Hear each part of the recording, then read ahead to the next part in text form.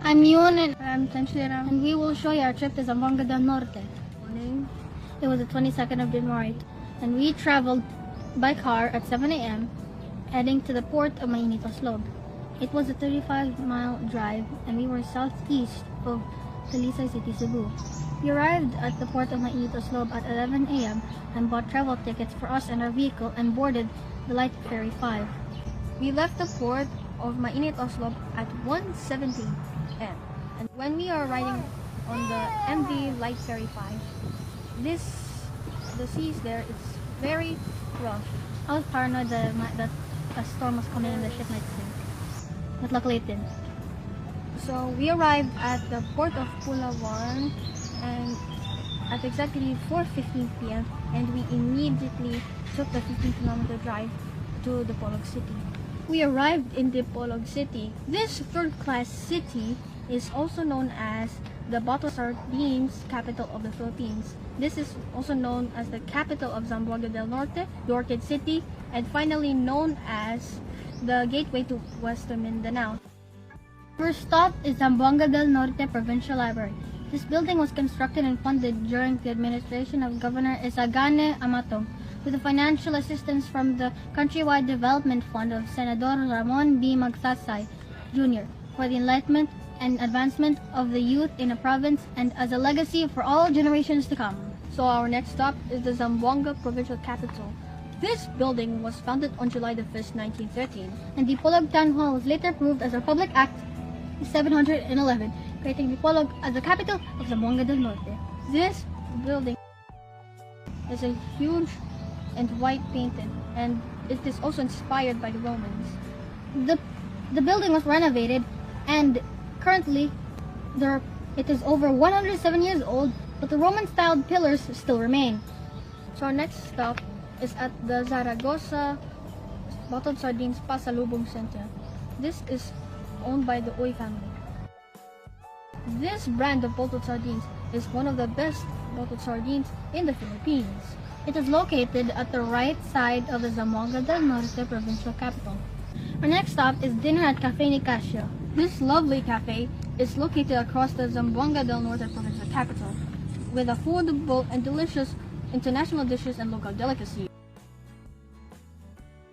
This lovely cafe is owned by a triathlete. And they are known for having the best coffee in Dipolog, and I tasted it and it tastes great. On our way to Labason, we dropped by the amazing Dipolog Sunset Boulevard. This boulevard is an esplanade in Dipolog City with 1.6 kilometers of beach line from Barangay Central to Barangay Miputak. The beautiful boulevard is well known for their beautiful sunsets. And at night, there happens to be two seas. One is at the Sea of Dipolog and the other is the Sea of Mead, which is a place where there's a lot of barbecue. And the Dipolog Boulevard is actually a very memorable place to me because it's the same place where I won the Dipolog Triathlon. After having fun at the boulevard, we left at 6 p.m. and took the long, dark 173-kilometer road going to Labason. At first I felt bored because there's nothing else for us to do, but Mom suggested that we pray for our safety, so that's what we did. So we prayed for at least 3 times and prayed very hard because ever since I have read about international and Filipino history, I remember the attack staged by Abu Sayyaf and other terrorists. And I think that this might be the end. So we arrived at Labason.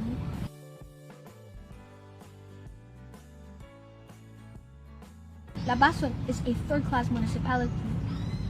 Their name derives from the word Labason, which means fresh catch. The reason why they named it Labason is because their main source of living is fishing and farming. Malintubuan. Malintubuan is the fishing capital of Labason.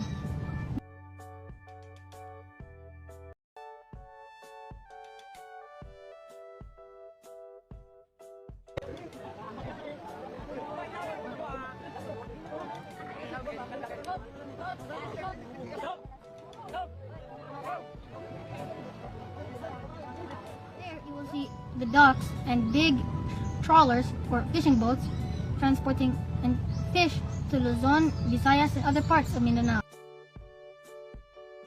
In this picture, you will see a rice field owned by my grandparents. In Zamboanga del Norte, they're one of the Philippines' rice producers. They ship rice bags from Luzon to some parts of Mindanao. And in the picture, you'll not just see rice fields, but also coconut trees, mango trees, cornfields, rubber trees, and other fruit-bearing trees. Here is a picture of a beach resort owned by my grandparents. This beach resort is also known as Fortich Beach Resort, and along with its white sandy beaches and its marine biodiversity. It is well known for local tourists all the way from Sibugay to Zamboanga City. And it is also a turtle hatching ground.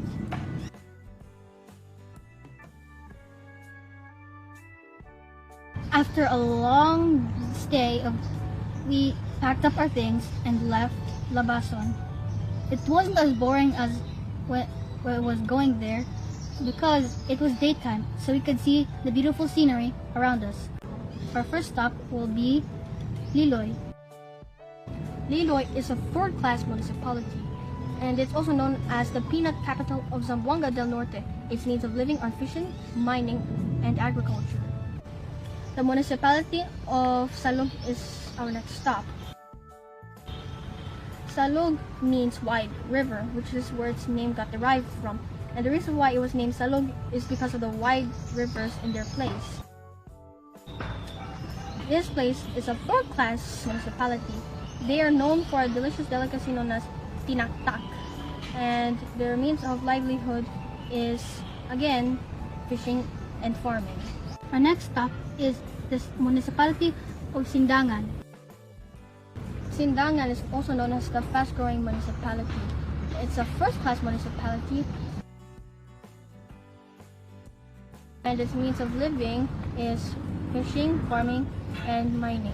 They also have their own port to Cebu. Our next stop is the Jose Dalman municipality, also known as the Pink Municipality. Jose Dalman was formerly known as Barangay Ponot, but became an independent municipality in the year 1979. It was called the Municipality of Pink because its town hall is pink, the street decorations are pink, and some of the residential houses are also pink. Next stop is the President Manuel A. Rojas Municipality. President Manuel A. Rojas is a fifth-class municipality, and this municipality is named in honor of President Manuel A. Rojas, and its means of living is fishing and agriculture. Behind us is the President Manuel A. Rojas bus terminal. Our next stop is the municipality of Manukan, which derives from the word poultry. Here is some photos of the giant chicken statue of the municipality. It looks like a regular statue, but it is a museum.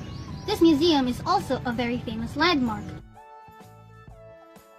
It has handicrafts, local products, souvenirs, and some others at the balcony. And you can get to see a nice view of the barangay.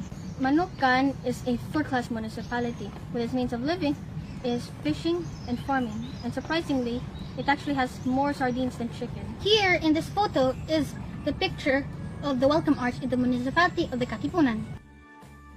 Katipunan is formerly known as Lubungan, which means cemetery. It's a second-class municipality, and its livelihood is fishing, farming, and mining. And the reason why it's named as Katipunan is in honor of the Katipunan or the kataas-taasan kagalang-galangang Katipunan ng mga anak ng bayan in the Philippine Revolution. Now we're back in Dipolog City. I'll show you a picture of us in front of a statue in the Dipolog City Rotunda. The three hands on the statue symbolize the three tribes, Subano, Malay, and Islam. And now let's head to the Dipolog Cathedral. The Dipolog Cathedral is somewhere built in the 1800s. And also, there are three facts about this. One is that it's covered by green. Two is that the altar was designed by Jose Rizal himself. And the final fact about it is that the ceiling is the only part of the church that is original. We are now in the city of Dapitan, the shrine city of the Philippines. Pitan City is a third-class city with its means of living, fishing, mining, and agriculture. Let's move on to the Punto de Desembarco de Rizal and Dapitan. This place is the place where Jose Rizal landed in Dapitan, and it's a good place to go during sunset. Now let's move on to the Dapitan Shrine. The shrine is a museum to commemorate the death of Jose Rizal, and it has a museum near the entrance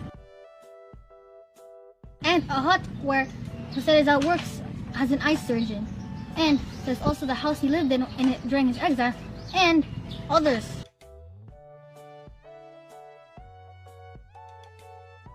Now let's move to Gloria de Dapitan. Gloria de Dapitan is a theme park where there are lots of beautiful lights and fantastic rides to go on. The Dapitan River Cruise is a place where they offer nice lunch and snacks while you cruise on a boat down the river. And now let's move on to Kamayan ni Manay. Kamayan ni Manay is actually a beautiful restaurant by the sea near the Punto de Desembarco de Rizal in Dapitan. And then we went out to the port of Palawan and then had a long journey back to Cebu on board the MV Light Ferry 5. And that concludes our story throughout Zamboanga del Norte.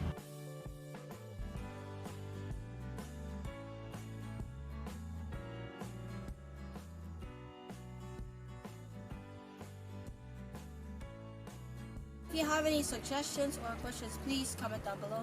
Please smack the like button and also hit the notification bell, and don't forget to press the subscribe button. Paka paka.